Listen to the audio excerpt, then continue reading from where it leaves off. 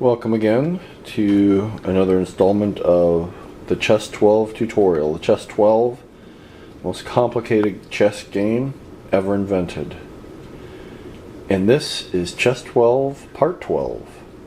Okay, Part 12, we are going to talk about the hunter. The hunter is another type of pawn piece.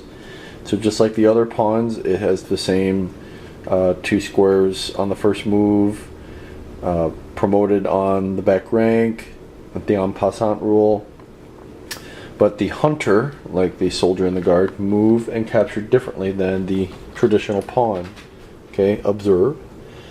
Here, this pawn is representing the hunter.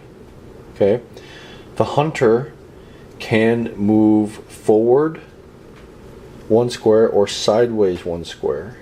Okay, that forward motion does not involve any capturing.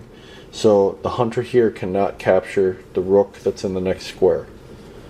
Alright, the hunter, like the archer from Chess 3, has a ranged attack.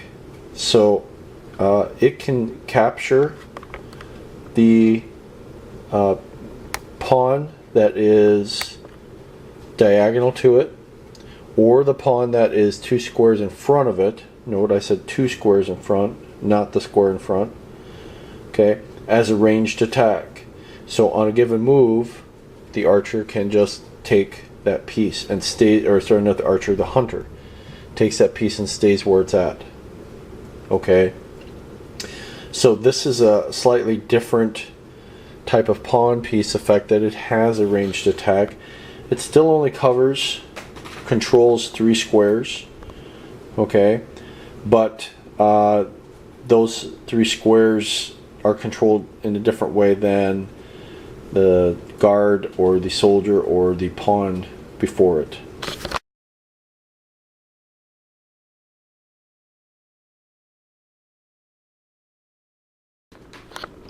So an idea to help learn how the hunter works is play here I have a Chess 2 game set up. In other words, all the traditional pieces, but they have been placed by the white and black alternatively. Remember, white places his or her king first, black mirrors the king set up, and then black places his or her queen where they want it.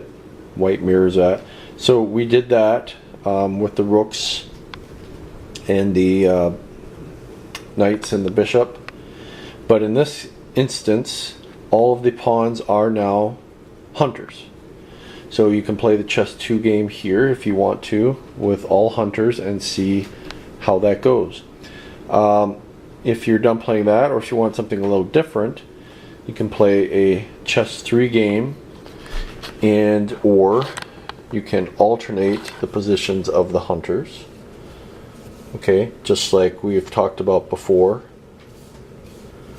Alright, and in order to do that, of course, you would alternate the setup of the hunters as part of the game.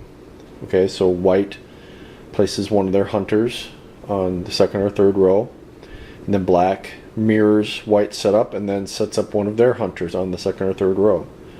Okay, so then you can get an alternative setup like this.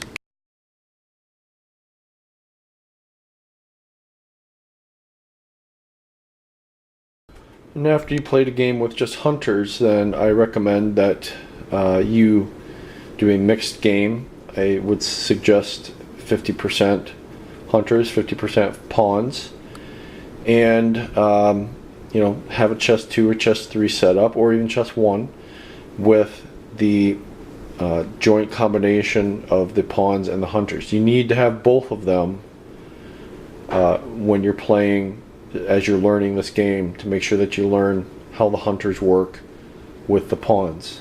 Okay, and that gives you an idea of, you know, is the hunter something that you're going to want in your repertoire as you set up your games in the future. Because remember, when we learn here Chess 4 in total, you're going to be able to choose, do I want to put a pawn there, do I want a hunter, do I want a warrior?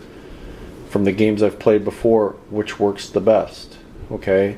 And in some cases, it's going to be a combination of pieces that you really like, and it's those combination of pieces in a certain place.